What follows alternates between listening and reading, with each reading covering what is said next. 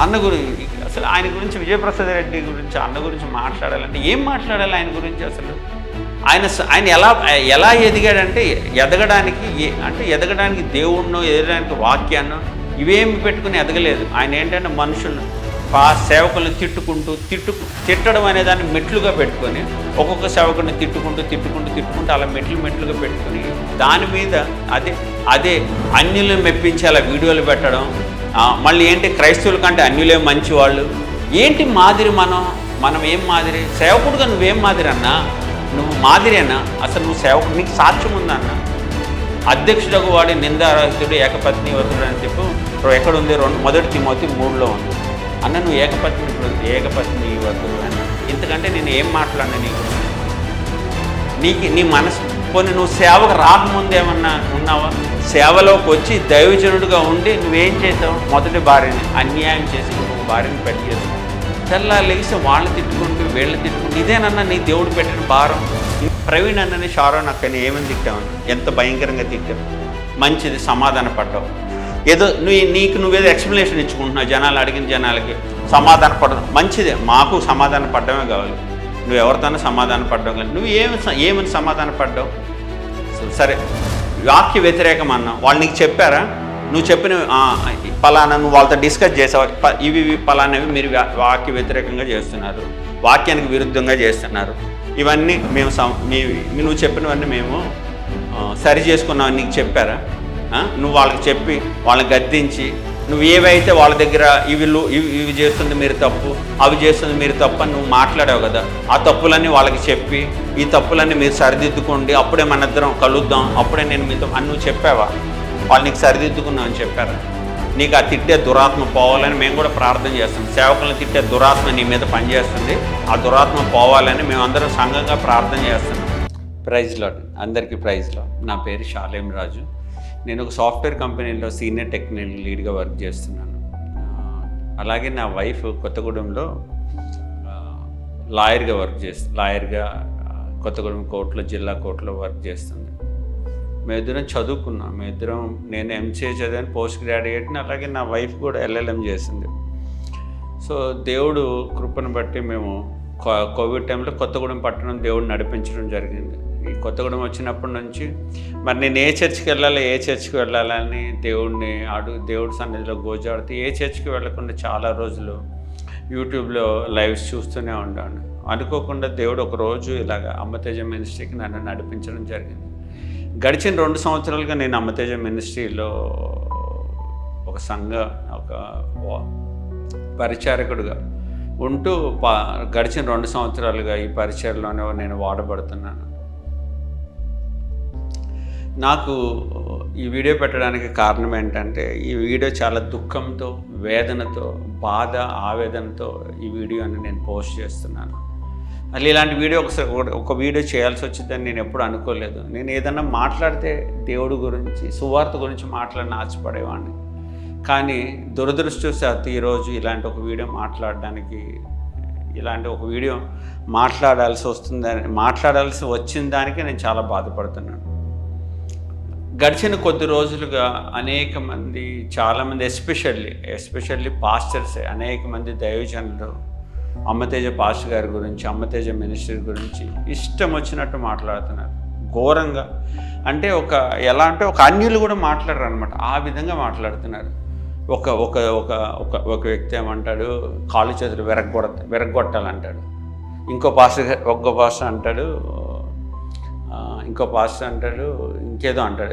ఒకతను అంటున్నాడు గుంట నక్క, ఇంకొకతను అంటున్నాడు బడిత పూజ చేయాలి అని. ఇలా చాలామంది పాస్టర్లు, వ్యక్తులు అనడానికి కూడా వీల్లేదు, వీళ్ళంతా పాస్టర్లే.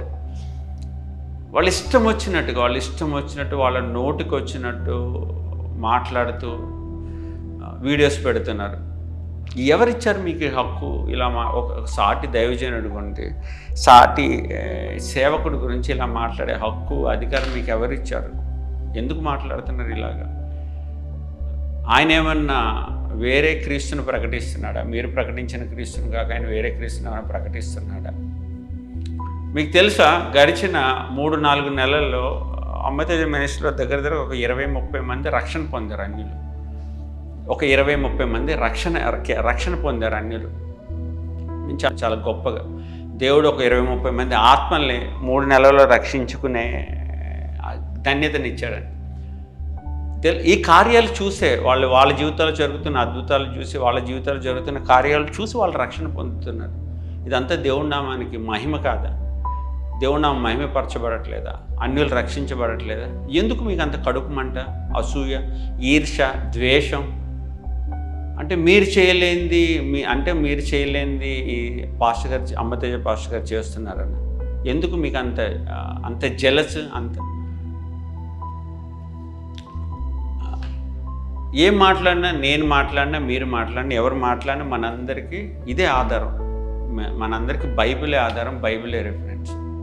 నేను కూడా ఈ బైబిల్ని రిఫరెన్స్ తీసుకుని మాట్లాడతా. ఏం మాట్లాడినా మీకులాగా చిల్లరి మాటలు, మీకులాగా నోటుకు వచ్చినట్టు విరగొడతా, తిడతా, కొడతా ఇవన్నీ నేను మాట్లాడలేను. ఎందుకంటే దేవుడు ఆత్మ నన్ను గద్దిస్తుంది. బూతులు మాట్లాడడానికో లేకపోతే మీకులా మాట్లాడడానికి, ఇలాంటివి మాట్లాడడానికి నన్ను దేవుడు ఆత్మ గద్దిస్తుంది. కీర్తనలో 133లో ఏముంది? సేవకులు సహోదరుల మధ్య ఐక్యత కలిగి ఉంటే ఎంత మేలు, ఎంత మనోహరం అన్నది. అసలు ఐక్యత ఉందా మనకి క్రైస్తవులకి? అసలు ఐక్యత ఉందా? ఒక డినామినేషన్ అంటే ఇంకొక డినామినేషన్కి పడదు, ఒక పాస్టర్ అంటే ఇంకొక పాస్టర్కి పడదు. ఈ కొత్తగా ఒక అతను ఒక సేవ స్టార్ట్ చేస్తే మనం అతన్ని ఎంకరేజ్ చేయాల్సింది పోయి అతన్ని వెనక్కి లాగుతూ, నీ దగ్గర ఆత్మలు ఎక్కడో, మన ఆత్మలు ఇంకో చర్చికి వెళ్ళిపోతాయేమో, లేకపోతే ఒక మీటింగ్ పెడితే మీరు ఆ మీటింగ్కి వెళ్తే మా చర్చికి రావద్దని చెప్పే దైవజనులు కూడా ఉన్నారు ఈ రోజుల్లో. ఏదైనా ఒక ఊర్లో ఒక పాస్టర్ మీటింగ్ పెడితే మీరు ఆ మీటింగ్కి వెళ్తే మా సంఘానికి రానివ్వను అనే పాస్టర్లు కూడా ఉన్నారు. ఎందుకు అంత కడుపు మంట? అంటే మీ మీద మీకు నమ్మకం లేకపోవడం, మీకు దేవుడి శక్తి మీద నమ్మకం లేకపోవడం. నిజంగా మీ దగ్గర స్టఫ్ ఉంటే, మీ దగ్గర వాక్యం ఉంటే, మీ దగ్గర అద్భుతాలు ఉంటే, మీ దగ్గర స్వస్థత, మీ దగ్గర ఏదైనా ఉంటే మీ చర్చి వాళ్ళు వేరే చర్చికి ఎందుకు వెళ్తారు? అంటే అది మీ అసమర్థత. మీ దగ్గర ఒక అసమర్థత పెట్టుకొని దేవుడు ఒక వ్యక్తిని ఎన్నుకొని, ఆ వ్యక్తి అది ఎవరైనా కావచ్చు, అది అమ్మతేజ పాస్టర్ కానివ్వండి, ఇంకొక పాస్టర్ కానివ్వండి, ఒక వ్యక్తిని దేవుడు ఎన్నుకొని ఆయన నామాన్ని మహిమపరుస్తూ, ఆయన నామాన్ని ఘనపరుస్తూ, ఆ వ్యక్తి ద్వారా రోగులను స్వస్థపరుస్తూ, సూచక క్రియలు చేస్తూ, అద్భుతాలు చేస్తూ, ఇలా ఎన్నో కార్యాలు చేస్తుంటే మీరు ఎందుకు ఎంకరేజ్ చేయలేకపోతున్నారు? అంటే మీరు చేయలేనిది ఇంకొక వ్యక్తి చేయకూడదా? మీకు ఎవరిచ్చారు అధికారం, హక్కు, చేయొద్దనే అధికారం, వక్రీకరించే అధికారం? ఇవన్నీ మీకు ఎవరిచ్చారు? మీకు అసలు సహోదర ప్రేమ ఉందా? మీరు వాడుతున్న భాష ఏంటి? అది బైబిల్కి బైబిల్ అంగీకరించే భాష అన్న మీరు మాట్లాడే భాష, మీరు మాట్లాడే మాటలు అవన్నీ సహోదర ప్రేమను సూచిస్తున్నాయా? మత్తయి సువార్తలు ఏముంది? మత్తయి 5:22లో మత్తయి 5:22లో ఏముంది? ఒకసారి చదువు. నేను మీతో చెప్పున్నదేమనగా, తన సహోదరుని మీద కోపపడి ప్రతివాడు విమర్శకు లోనగును, తన సహోదరుని చూసి వ్యర్థుడా అని చెప్పువాడు మహాసభకు లోనగును, ద్రోహి అని చెప్పువాడు నరకాగ్నికి లోనగును. కావున నీవు బలిపీఠమునొద్ద అర్పణను అర్పించుచుండగా నీ మీద నీ సహోదరునికి విరోధమేమైనను కలదని అక్కడ నీకు జ్ఞాపకం వచ్చిన ఎడల, అక్కడ బలిపీఠం ఎదుటనే నీ అర్పణను విడిచిపెట్టి మొదట వెళ్ళి నీ సహోదరునితో సమాధానపడము, అటు తరువాత వచ్చి నీ అర్పణను అర్పించము అని ఉంది బైబిల్లో. మనమంతా ఎవరు? మనమంతా, మీరైనా నేనైనా ఎవరైనా సరే, మనమంతా క్రీస్తు రక్తంలో కడగబడ్డాం. మనమంతా సహోదరులం, అవునా కదా? మనమంతా సహోదరులం. మనం అందరిలో ఉన్నది ఒకటే రక్తం, మనందరిలో ఉన్నది క్రీస్తు రక్తం. అమ్మతేజ పాస్టర్ గారు ఎవరు? మీ సహోదరుడు కాదా? మీరు విమర్శించే, ఇలా తిట్టే, మీరు తిడుతున్నా, మీరు నోటుకొచ్చినట్టు మాట్లాడుతున్నా, విమర్శిస్తున్నా ఈ పాస్టర్లంతా మీ సహోదరులు కాదా? మనమంతా ఒక తండ్రి రక్తంలో కడగబడిన వారిని కాదా? మన సహోదరులం కాదా? అదే నీ సొంత అన్ననైతే, నీ సొంత తమ్ముడైతే, నీ రక్తం పంచుకుపుట్టిన నీ అన్నని, నీ తమ్ముడితో నువ్వు అలాగే మాట్లాడతావా? ఒక పాస్టర్, ఈ అమ్మతేజ పాస్టర్ని విమర్శించినట్టు, ఆయన గురించి మాట్లాడినట్టు, నీ తమ్ముడిని తంత, వాడు వీడు, కాళ్ళు విరగొట్టాలి, బడిత పూజ చేయాలి అని అలాగే నీ అన్న గురించి, నీ తమ్ముడి గురించి మాట్లాడతావు. నీ సొంత అన్న గురించి, నీ తమ్ముడి గురించి, పాస్టర్ గారి గురించి మాట్లాడినట్టు ఎందుకు ఇలా మాట్లాడుతున్నారు? ఒకవేళ మీకు ఏదైనా అభ్యంతరం ఉంది, ఆయన చెప్పే వాక్యం పట్ల మీకు ఏమైనా అభ్యంతర పడుతున్నా, దేని పట్ల అభ్యంతర పడితే రండి, ఇక్కడికి రండి, కొత్తగూడెం రండి, చర్చికి రండి, ఆల్వేస్ వెల్కమ్. మీకు ఎప్పుడు తలుపులు తెరిచే ఉంటాయి, రండి బ్రదర్, మీరు అలా మాట్లాడుతున్నారు, ఇది వాక్యానికి విరుద్ధం, మీరు ఇలా చేస్తున్నారు, ఇది వాక్యానికి వ్యతిరేకం అని చెప్పండి. మాలో ఏమైనా లోపల ఉంటే మేము సరిదిద్దుకుంటాం. అర్థమైందా? ఎందుకంటే నోబడీ ఈజ్ పర్ఫెక్ట్, ఎవరు పర్ఫెక్ట్ కాదు. ఏం చెప్తున్నాడు పౌలు? నీతిమంతుడు ఒక్కడు కూడా నీతిమంతుడు లేడని చెప్తున్నాడు. అర్థమైందా?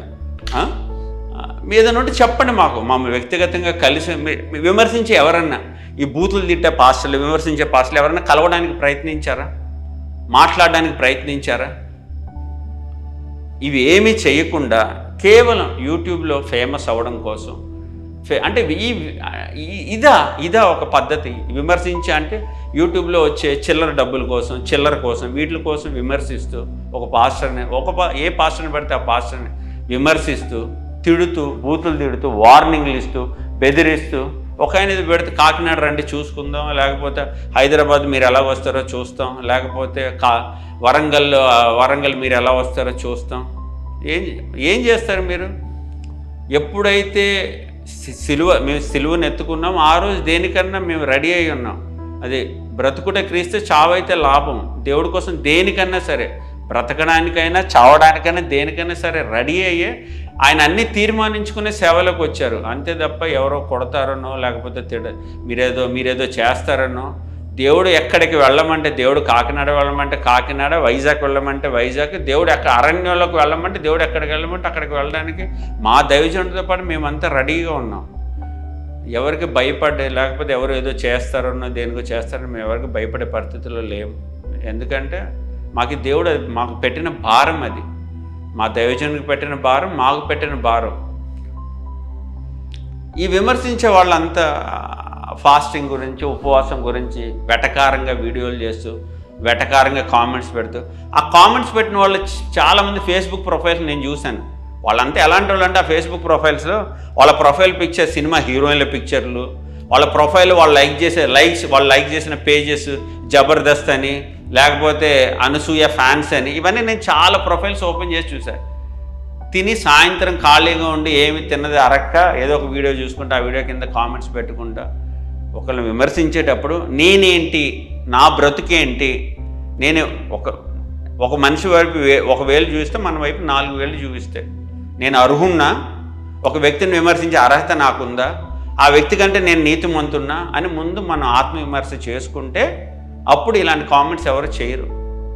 ఎవరినైనా కామెంట్ చేసేటప్పుడు మనమేంటి, మన పరిస్థితి ఏంటి, మన బ్రతుకేంటి, మనం ఎలాంటి పరిస్థితుల్లోంచి వచ్చాం, దేవుడు మనల్ని ఏ స్థితిలోంచి లేవనెత్తాడు, దేవుడిని నమ్ముకోకముందు మనం ఎలాంటి బ్రతికాం, మనం ఏం చేయాలి, మనం బలపడుతూ పక్కన వాళ్ళని బలహీనులు బలపరచాలి, అనేక మందిని క్రీస్తు వైపు నడిపించాలి. అది నాకు దేవుడు ఏం చెప్పాడు? సర్వలోకానికి వెళ్ళి సువార్తను చాటి శిష్యులుగా తయారు చేయమని చెప్పాడు. అర్థం, మన బాధ్యత ఏంటంటే శిష్యులుగా తయారు చేయాలి. రేపొద్దున నువ్వు, నేను, ఎవరైనా సరే దేవుడి దగ్గరికి నీకు ఉద్యోగం ఇచ్చా, నీకు మంచి ఆరోగ్యం ఇచ్చా, నీకు ఇల్లు ఇచ్చా, ఇవన్నీ ఇచ్చా, నువ్వు నాకేమి ఇచ్చావంటే మనం దేవుడి దగ్గరికి వెళ్ళినాం, అయ్యా నీకోసం కనీసం ఒక ఆత్మను సంపాదించాను, అయ్యా ఇదిగోయా నీకోసం ఒక ఆత్మను సంపాదించాను అని దేవుడికి మనం లెక్కప్ప చెప్పాలి, మీరైనా నేనైనా. ఈ విమర్శించే సమయాన్ని, లేకపోతే ఈ కామెంట్స్ పెట్టే సమయాన్ని ఒక అన్యుడికో, మీరు ఒక బస్సులోనో, ఒక ట్రైన్లోనో, ఒక ట్రావెల్ చేస్తున్నప్పుడు ఒక వ్యక్తికి సువార్త చాడితే ఒక్క ఆత్మనన్నా రక్షించుకునే వాళ్ళు అవుతారు. అర్థమైందా? సహోదర ప్రేమ నిజంగా అసలే నిజంగా మనకు దరిద్రం ఏంటంటే, ఏ మతంలో ఒక క్రైస్తవంలో ఒక సహోదరుని, తోటి సేవకుడిని, తోటి సహోదరుని విమర్శించినట్టు ప్రపంచంలోనే ఏ మతంలో ఎవరిని విమర్శించట్లేదు. అది మనం అంత భ్రష్టు పట్టిపోయిన పరిస్థితుల్లో, అంత హీనమైన పరిస్థితులు, ఇంత మనం ఎంత అంటే క్రైస్తవ మతంలో ఉన్నంత ఈ నెగిటివిటీ అనేది ఇంకే మతంలో లేదు.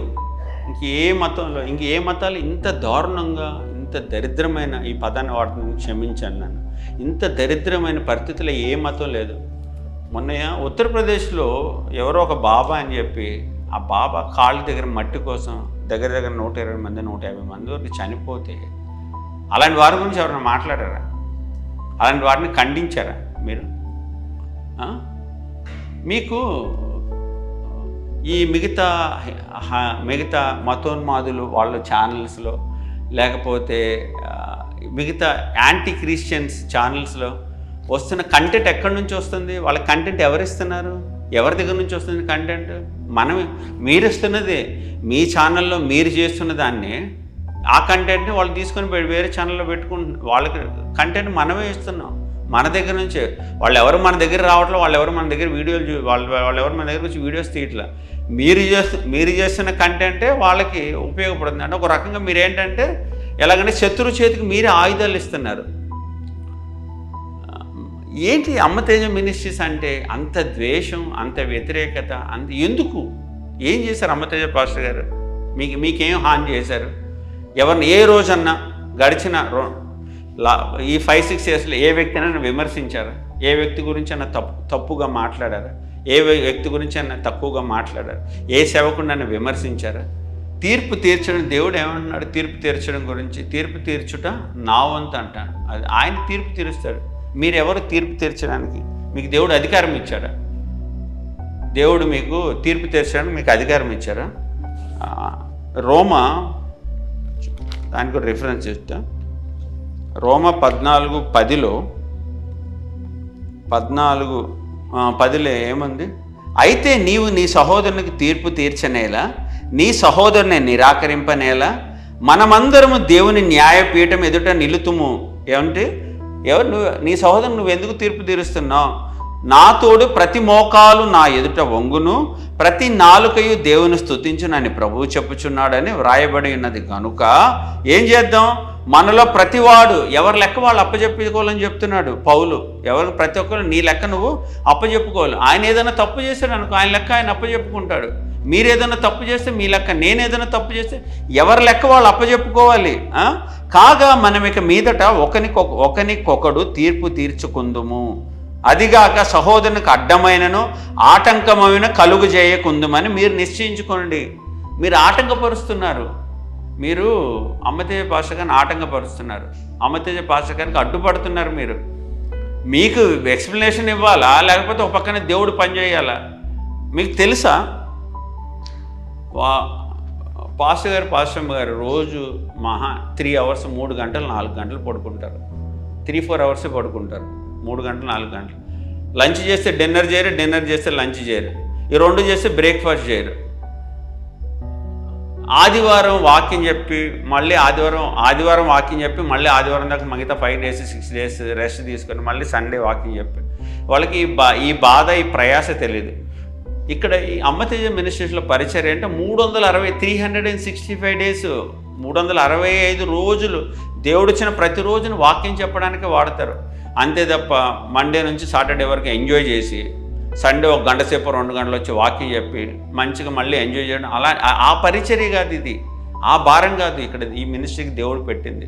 ఈ మినిస్ట్రీ దేవుడు ఏంటంటే 365 రోజులు. అసలు మేము ఉండేది ఎలాంటి ప్రాంతమో తెలుసా? ఈ పరిచర్య జరుగుతుంది ఎలాంటి ప్రాంతమో ఇక్కడ జరుగుతుంది. ఇక్కడ ఉన్న వాళ్ళు, ఈ చర్చ్కి వచ్చే వాళ్ళంతా 99% కూలి పనులు చేసుకున్న వాళ్ళు, వ్యవసాయ పనులు చేసుకునే వాళ్ళు, చిన్న చిన్న పనులు చేసుకునేవాళ్ళు. ఒకసారి ఇక్కడ చర్చ్కి వచ్చి చూస్తే ఈ చర్చ్ ఎలా కట్టబడింది, ఈ చర్చ్ అన్ని చర్చెస్ లాగా చందాలు వసూలు చేసి పుస్తకాలు పంపిణీ చేసి లేకపోతే అలా కట్టిన పరిచర్య కాదు. సంఘ సభ్యులంతా కలిసి వాళ్ళ రక్తం ధారపోసి వాళ్ళ క్వారీలోకి వెళ్ళి ఇసుక తెచ్చుకొని వాళ్ళే కూలి పని చేసి వాళ్ళే మేస్త్రి పని చేసి అలా కట్టబడిన సంఘం ఇది. ఇక్కడ ఆశ్రమంలో కట్టబడిన బిల్డింగులు కూడా అలాగే కట్టబడినవి. ఇక్కడ ఆశ్రమంలో కట్టబడిన ప్రతి చర్చిలో కానీ లేకపోతే బిల్డింగ్స్ అన్నింటిలో సంఘ సభ్యుల కష్టం ఉంది, వాళ్ళ కన్నీరు, వాళ్ళ శ్రమ. ఈ సంఘం కట్టబడింది ఉపవాసాల మీద. ఈ సంఘం ఉపవాసాల మీద కట్టబడిన సంఘం. ఈ సంఘం కన్నీరు మీద కట్టబడిన సంఘం. కన్నీరు కార్చి దేవుడి సన్నిధిలో గోజాడి శరీరాన్ని నలగొట్టుకొని శరీరాన్ని విరగొట్టుకొని అనేక రోజులు ఈ ఉపవాసం మీద కామెంట్ చేస్తున్న వాళ్ళు ఎవరైనా సరే ఒక 7 రోజులు 21 రోజులు వద్దు, 7 రోజులు ఒక రూమ్లో ఏమీ తినకుండా ఉండి అప్పుడు మీరు వచ్చి మాట్లాడండి. 7 రోజులు కాదు, కనీసం 3 రోజులు, ఒక 3 days అన్నం తినకుండా రూమ్లోకి వెళ్ళి పొద్దునుంచి ఫోన్ లేకుండా అన్నం తినకుండా 3 రోజులు, ఒక 3 రోజులు ఒక రూమ్లో తలుపేసుకొని నువ్వు ప్రార్థన, మీరు అసలు ఎవరైనా మీరు ఎప్పుడైనా ఈ కామెంట్ చేసిన ఒక అరగంట ప్రార్థన చేశారా? ఓ పావు గంట ప్రార్థన చేశారా మీరు? ప్రార్థన అసలు ఎవరికైనా మీరు సువార్త చాటుతున్నారా? ఎవరికన్నా సువార్త చెప్తున్నారా? ఏముంది మీకు భారం? చాలా ఈజీగా కామెంట్ పెట్టడం, ఒక ఫోన్ ఉంది కదా అని చెప్పి మీ ఇష్టం వచ్చినట్టు కామెంట్ పెడుతూ ఇష్టం వచ్చినట్టు మాట్లాడుతూ నోటికి అంటే ఈ మాటలు మాట్లాడడానికి మనం ఈ మన దూషణ పలకకూడదు. మీరు ఏం చేస్తున్నారు? దూషిస్తున్నారు. ఎవరిని దూషిస్తున్నారు? మీరు సహోదరుల్ని, సేవకుల్ని దూషిస్తున్నారు. అన్న అసలు ఆయన గురించి, విజయప్రసాద్ రెడ్డి గురించి, అన్న గురించి మాట్లాడాలంటే ఏం మాట్లాడాలి ఆయన గురించి? అసలు ఆయన ఎలా ఎదిగాడంటే ఎదగడానికి దేవుణ్ణో, ఎదగడానికి వాక్యాన్నో ఇవేమి పెట్టుకుని ఎదగలేదు. ఆయన ఏంటంటే మనుషులను, సేవకుల్ని తిట్టడం అనే దాన్ని మెట్లుగా పెట్టుకొని, ఒక్కొక్క సేవకుని తిట్టుకుంటూ అలా మెట్లుగా పెట్టుకుని దాని మీద అదే అన్యులను మెప్పించి అలా వీడియోలు పెట్టడం. మళ్ళీ ఏంటి, క్రైస్తవుల కంటే అన్యులే మంచి వాళ్ళు. నాకు ఎయిర్పోర్ట్లో ఒక కాశీ వెళ్ళే వాళ్ళు దిగి నన్ను గుర్తుపెట్టారు. ఏం చేస్తున్నాడు ఆయనకి? అసలు ఆయనకి ఆత్మల భారం ఉందా? ఆయనకి పరిచర్య భారం ఉందా? దేవుడు ఆయన ఒకసారి కోవిడ్ నుంచి రక్షించాడు, ఇంకోసారి కారు తిరగబడిపోతే రక్షించాడు. ఇన్ని మేలు చేసిన ఆయన ఏం చేయాలి? చేతనైతే ఆయన కూడా ఏమైనా వద్దన్నామా? ఆయన కూడా ఎక్కడ కావాలంటే దేశం అంతా తిరగమనండి, రాష్ట్రం అంతా తిరిగి సభలు పెట్టుకోమనండి, ఎక్కడ కావాలంటే అక్కడ మీటింగులు పెట్టుకోమండి. ఆయన దేవుడి సన్నిధిలో గోచరమండి. అయ్యా నాకు కూడా స్వస్థత మీ వరం ఇవ్వయ్యా, అయ్యా నాకు కూడా అద్భుతాలు ఇవ్వయ్యా, అయ్యా నాకు ప్రవచన వరం ఇవ్వయ్యా అని ఆయన దేవుడి సన్నిధిలో గోజాడొచ్చు కదా. వాళ్ళ గురించి వీళ్ళ గురించి ఈ దైవజనుడిని విమర్శించే బదులు, వాళ్ళని వీళ్ళని తిట్టే బదులు ఆయన మాట్లాడే భాష ఎంత అభ్యంతరకరమైన భాష. వాడు అంటున్నాడు. అంటే మేము అనలేమా తిరిగి? అంతకంటే ఇప్పుడు ఏంటంటే ఫస్ట్ దేవుడి ప్రేమ గద్దిస్తుంది. ఇంకోటి ఏమన్నా ఏంటి మాదిరి? మనం ఏం మాదిరి? సేవకుడుగా నువ్వేం మాదిరి అన్నా? నువ్వు మాదిరేనా? అసలు నువ్వు సేవకుడు, నీకు సాక్ష్యం ఉందా అన్న? అధ్యక్షుడు వాడి నిందారహితుడు ఏకపత్నివతుడు అని చెప్పు ఎక్కడుంది? 1 తిమోతి 3లో ఉంది. అన్న నువ్వు ఏకపత్నివతుడు అన్న. ఇంతకంటే నేను ఏం మాట్లాడినా నీ గురించి? నీ మనసు పోనీ నువ్వు సేవకు రాకముందేమన్నా ఉన్నావా? సేవలోకి వచ్చి దైవజనుడిగా ఉండి నువ్వేం చేసావు? మొదటి భార్యని అన్యాయం చేసి ఇంకొక భార్యని పెళ్లి చేసుకున్నావు. అది ఏంటన్నా? ఏమనుంది బైబిల్ వాక్యం? భార్యను పరిత్యజించువాడు వ్యభిచారానికి అప్పచెప్తున్నాడు అని ఉంది. నువ్వు చేసింది ఏంటన్నా? నువ్వు ఏకపత్ని వ్రతుడు అన్నా? తెల్లాలేసి వాళ్ళని తిట్టుకుంటూ వీళ్ళని తిట్టుకుంటూ ఇదేనన్నా నీ దేవుడు పెట్టిన భారం? ఇందుకేనన్నా నేను దేవుడు పిలిచింది? ఇదేనా నీకు దేవుడు సరే ప్రవీణ్ అన్నని షారోన్ అక్కని ఏమని తిట్టావన్నా? ఎంత భయంకరంగా తిట్టావు? మంచిది, సమాధాన పడ్డావు. ఏదో నువ్వేదో ఎక్స్ప్లెనేషన్ ఇచ్చుకుంటున్నావు, జనాలు అడిగిన జనాలకి సమాధాన పడడం మంచిదే. మాకు సమాధాన పడ్డమే కావాలి. నువ్వు ఎవరితోనో సమాధాన పడ్డావు కానీ నువ్వు ఏమని సమాధాన పడ్డావు? సరే వాక్య వ్యతిరేకం అన్నావు. వాళ్ళు నీకు చెప్పారా?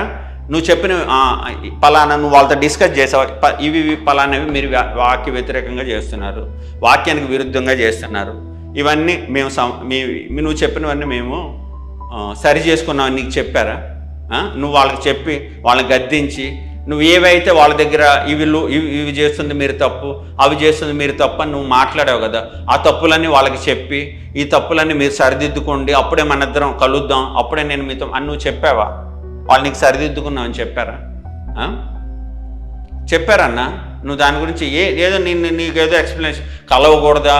సమాధాన పడాలి. మేము కూడా అదే కోరుకుంటున్నాం. నువ్వు అందరితో మంచిగా ఉండాలి, అందరితో ప్రేమతో ఉండాలి, ఎవరిని తిట్టకూడదు, నీకు ఆ తిట్టే దురాత్మ పోవాలని మేము కూడా ప్రార్థన చేస్తున్నాం. సేవకులను తిట్టే దురాత్మ నీ మీద పనిచేస్తుంది, ఆ దురాత్మ పోవాలని మేమందరం సంఘంగా ప్రార్థన చేస్తున్నాం.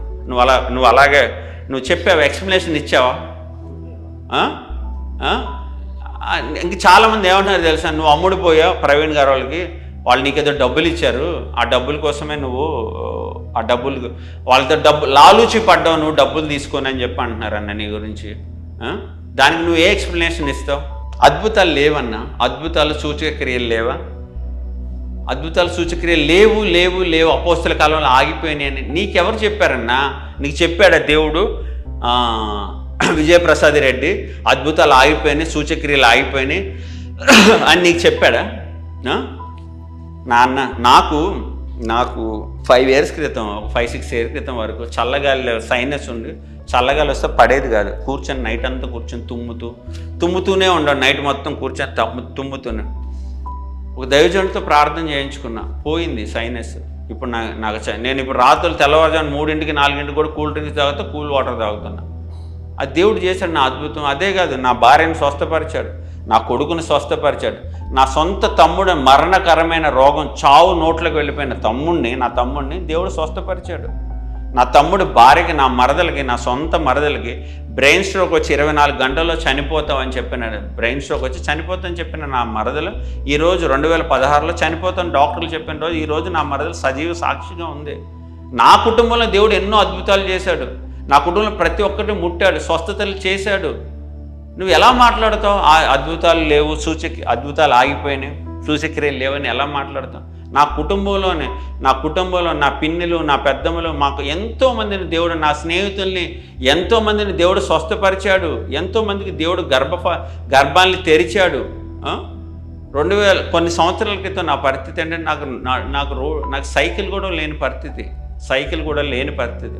అలాంటి పరిస్థితి నుంచి దేవుడు ఈరోజు నేను కారులో తిరుగుతున్నా. ఇవన్నీ దేవుడు ఇచ్చినవే. ఇవన్నీ మాకు దేవుడు ఇచ్చినది. దేవుడికి మేము ఇంకా ఏం చేయాలి? దేవుడికి ఇన్ని మేలు చేశాడు మాకు. దేవుడు మాకు రక్షణ ఇచ్చాడు, దేవుడు మాకు స్వస్థతనిచ్చాడు, దేవుడు నాకు ఉద్యోగాన్ని ఇచ్చాడు. ఎంత చేస్తే, ఇంకా ఏం చేస్తే దేవుడికి మాకు పరిచర్య చేయడానికి టైం సరిపోవట్లేదన్నా.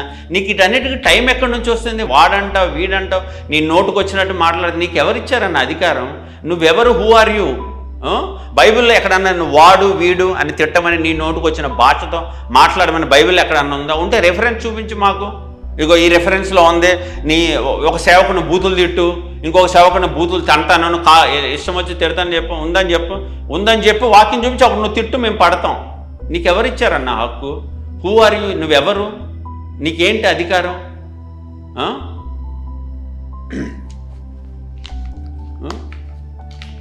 చాలా బాధతో, చాలా వేదన, ఆవేదన చూసి ఒకళ్ళని చూసి ఒకళ్ళు అంటే యూట్యూబ్ ఏంటంటే అమ్మతేజ పాస్టర్గా ఇప్పుడు ఆంధ్ర తెలంగాణ రాష్ట్రాల్లో అమ్మతేజ పాస్టర్ అనే వ్యక్తిని దేవుడు లేవనెత్తాడు, దేవుడిని వాడుకుంటున్నాడు. అంటే ఇప్పుడు మనం ఫేమస్ అవ్వాలంటే ఏంటి అంటే నువ్వు మంచోడని ప్రూవ్ చేసుకోవడానికి పక్కన చెడ్డు చేయాలి. ఎందుకంటే మన దగ్గర ఏమి లేదు కదా. నీ దగ్గర ఏదైనా విషయం ఉందనుకో, ఇప్పుడు నా దగ్గర ఏదైనా విషయం ఉంటే ఆ విషయాన్ని చూపించుకొని నేను ఫేమస్ అవుతాను. నా దగ్గర ఏమి లేనప్పుడు నేను ఏం చేస్తాను?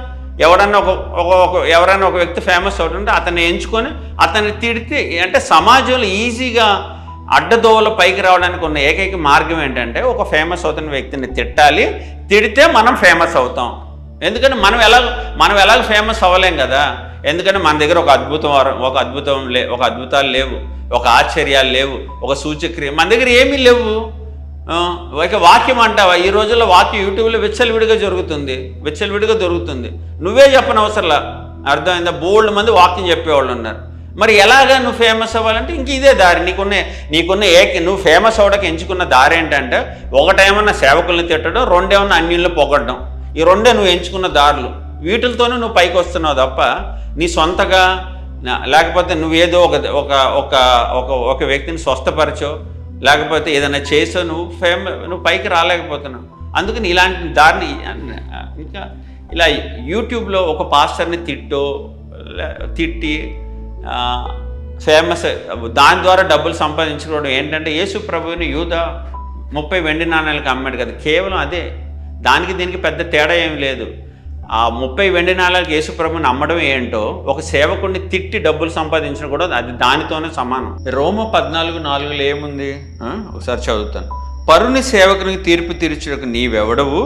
అతడు నిలిచి ఉండుటనైనను పడి ఉండుటనైనను అతని సొంత యజమానుని పనియే. అతడు నిలుచును, ప్రభు అతన్ని నిలబెట్టుటకు శక్తి గలవాడు. ఏ సేవకుని తీర్పు తీర్చడానికి నువ్వెవరు? Who are you? నీకు ఏమిటి అధికారం? దేవుడికి మాత్రమే. ఎవరికైనా తీర్పు తీర్చే అధికారం ఎవరికి ఉంది? కేవలం దేవునికే ఉంది. దేవునికి మాత్రమే ఉంది అధికారం, ఇంకెవరికి లేదు అధికారం. ఎవరికి అధికారం ఇవ్వలేదు దేవుడు. తిట్టడానికి, కాళ్ళు విరగొట్టు, బడిత పూజ చెయ్యి, లేకపోతే వాడు వీడు అలా తిట్టడానికి ఎవ్వరికి, ఒక దైవజనుడినైనా ఒక విశ్వాసినైనా తిట్టడానికి ఏ వ్యక్తికి అధికారం లేదు. నోటుకొచ్చినట్టు తిట్టడానికి, నోటుకొచ్చినట్టు మాట్లాడడానికి. నీకేదైనా వాక్య విరుద్ధంగా నీకేదైనా అనిపిస్తే నువ్వు వాక్యంతో మాట్లాడు,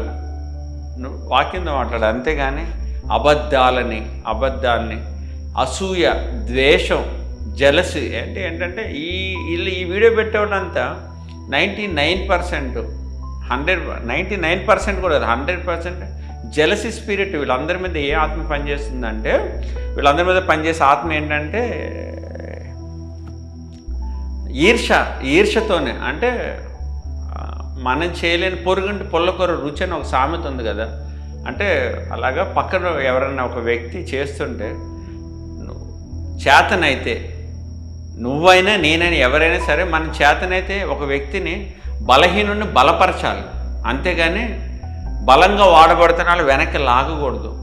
అందుకే మన గురించే పీత కథ ఎందుకు ఫేమస్ అయింది అంటే కేవలం క్రైస్తవుల గురించి.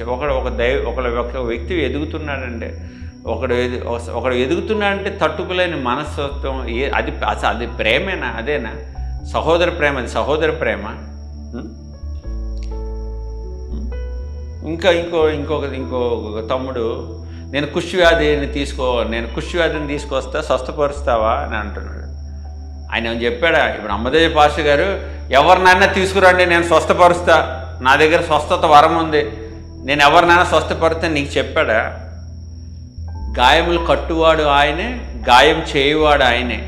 ఒకటి ఎవరినైనా స్వస్థపరచాలంటే ఆయన చిత్తం. ఆయన స్వస్థపరచాలంటే స్వస్థపరుస్తాడు, అంతేగాని నేను 5గురిని తీసుకొస్తా, అందులో ఒకళ్ళని పేరు పెట్టి పిలు, లేకపోతే నేను కాళ్ళు చేతులు లేనివాడిని తీసుకొస్తా, వాడి కాళ్ళు చేతులు ఇవ్వు, లేకపోతే నేను కుష్ఠవ్యాధి ఉన్నవాడిని తీసుకొస్తా, కుష్ఠవ్యాధిని స్వస్థపరచు అంటే, దేవుడు స్వస్థపరచాలంటే కుష్ఠవ్యాధిని స్వస్థపరుస్తాడా? చనిపోయిన వ్యక్తిని కూడా లేపేంత శక్తి గల దేవుడు. కుష్ఠవ్యాధి అనేది ఏంటి దేవుడికి? ఆయన కార్యం చేయగా తిప్పగలవాడు ఎవడు? ఆయన కార్యం చేసి ఎవరు ఆపగలరు? ఆపగలరా? నువ్వు ఆపగలవా? నేను ఆపగలనా? ఎవ్వరు ఆపలేరు. ఆయన కుష్ఠవ్యాధిని ఆయన దేన్నన్నా బాగు చేయగలడు. భూమి మీద ఆయన చేయలేని కార్యం అంటూ ఏం లేదు. అర్థమైంది? ఈ భూమి ఏంటి? ఈ భూమి ఆయన పాదపీఠం, ఆకాశము ఆయన సింహాసనం, ఆయనకి లొంగనివి, ఆయన స్వస్థపరచలేని దేవుడికి అసలు నువ్వు ఇప్పుడు మీరు అవమానిస్తుంది, మీరు ఏమనుకుంటున్నారంటే నేనేదో అమ్మతేజ పాస్టర్ గారిని అమ్మతేజ పాస్టర్ గారిని ఆయన్ని అవహేళన చేస్తున్నాము, లేకపోతే ఆయన్ని అనుకున్నా. మీరు చేస్తుంది ఆయన కాదు, పరిశుద్ధాత్మ దేవుణ్ణి. ఇక్కడ జరుగుతున్న కార్యం అమ్మతేజ పాస్టర్ గారి శక్తి వల్ల జరగట్లా, పరిశుద్ధాత్మ దేవుడి శక్తి వల్ల జరుగుతుంది. ఆయన ఏమంటున్నాడు? ఇక్కడ యేసయ్య ఉన్నాడా అంటున్నాడు, కానీ ఇక్కడ అమ్మతేజ పాస్టర్ గారు ఉన్నాడా అంటున్నాడా? ఇక్కడ యేసయ్య ఉన్నాడా? ఇక్కడ యేసయ్య కార్యాలు చేస్తున్నాడా? యేసు ప్రభువుకు స్తోత్రం చెప్పండి అంటున్నాడు, కానీ అమ్మతేజ పాస్టర్ గారిని పొగడండి, లేకపోతే నన్ను భుజాల మీద ఎక్కిని ఊరేగించండి, లేకపోతే నా శక్తితో నేను చేస్తున్నాను, ఇదంతా నా గొప్ప, ఇదంతా నా శక్తి అని ఆయన ప్రకటించుకుంటున్నాడా? చివరిగా అసలు ఇలా ఇదా మనం నేర్చుకుంటుంది? దీనికోసమా మనం దేవుణ్ణి నమ్ముకుంది? ఇందుకోసమా మీరు పరిచర్య స్టార్ట్ చేసింది? ఇదా మీకు దేవుడు పెట్టిన భారం? ఇదే నా పరిచర్య భారం? ఆంధ్ర తెలంగాణలో కలిపి 10 కోట్ల మంది తెలుగు వాళ్ళు ఉన్నారు. ఈ 10 కోట్ల మంది తెలుగు వాళ్ళు కనీసం 1 కోటి మంది అన్న రక్షణ పొంది ఉంటారా? 1 కోటి మందే పొందారు అనుకుందాం. ఇంకా 9 కోట్ల మంది తెలుగు వాళ్ళు ఉన్నారు. మనం రక్షించుకోవాల్సిన ఆత్మలు 9 కోట్లు ఉన్నాయి.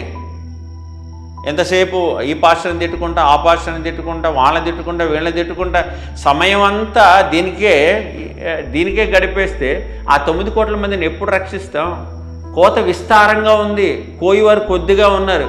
మీకు చేతనైతే మీకు సాధ్యమైనంత వరకు కోతను కొయ్యండి, కోసేవారిని ఎంకరేజ్ చేయండి, శిష్యుల్ని తయారు చేయండి, సర్వలోకానికి వెళ్ళి సువార్తను చాటండి.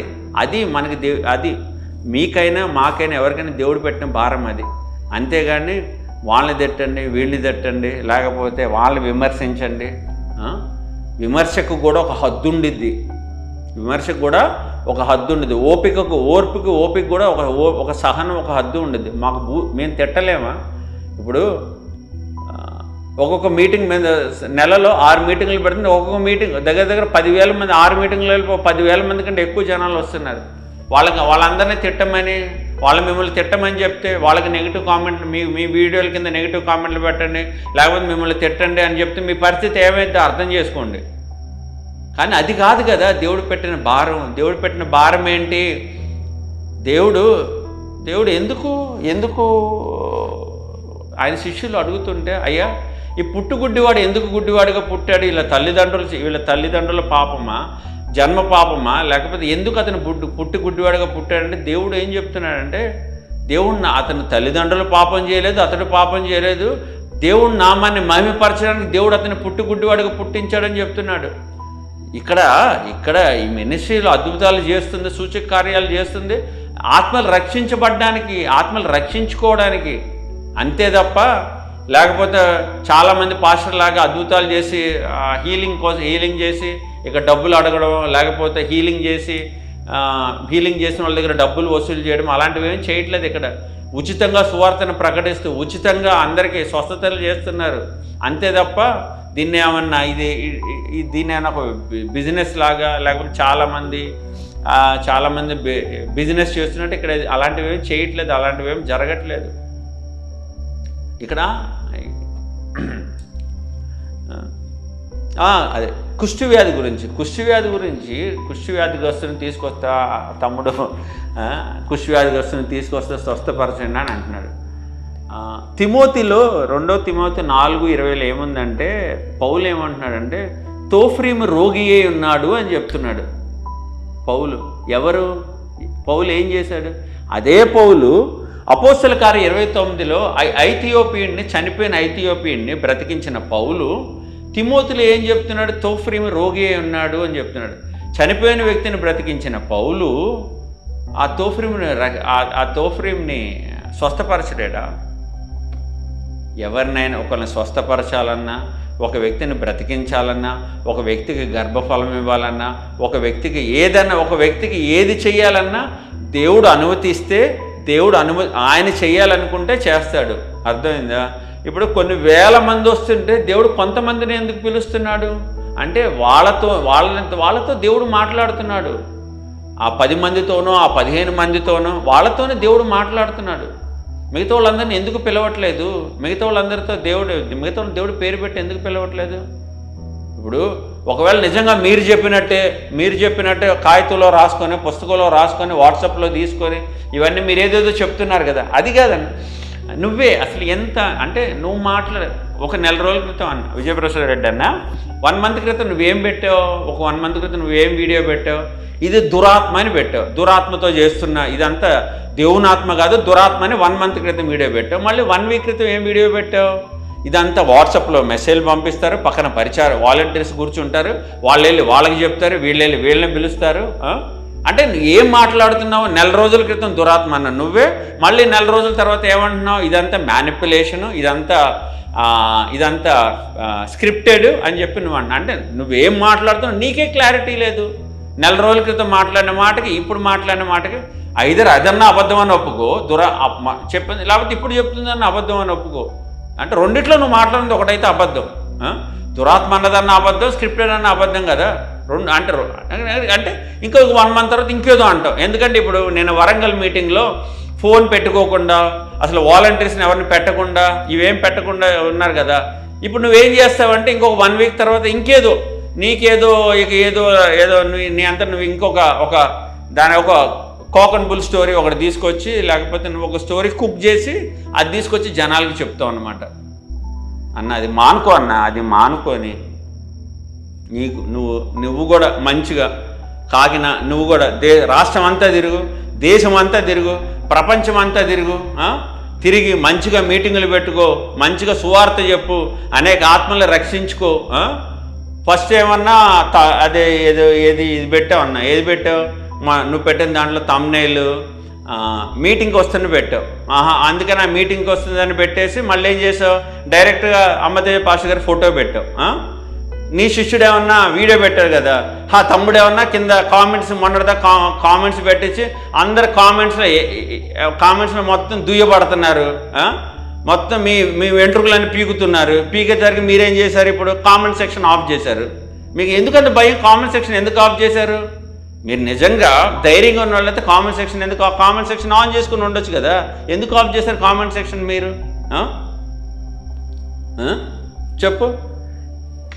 స్వస్థపరచాలన్నా, చనిపోయిన వ్యక్తిని లేపాలన్నా, కుష్టి వ్యాధిగ్రస్తుని బాగు చేయాలన్నా ఏం దేవుడికి అసాధ్యమైనది ఏదీ లేదు. దేవుడు ఏదన్నా చేయగలడు. నువ్వు ఈ రోజు నుంచి ఏం ప్రార్థన చేస్తావంటే, అయ్యా అమ్మతేజ పాస్టర్ గారి లాగా నన్ను కూడా వాడుకోయని ప్రార్థన చేయన్నా.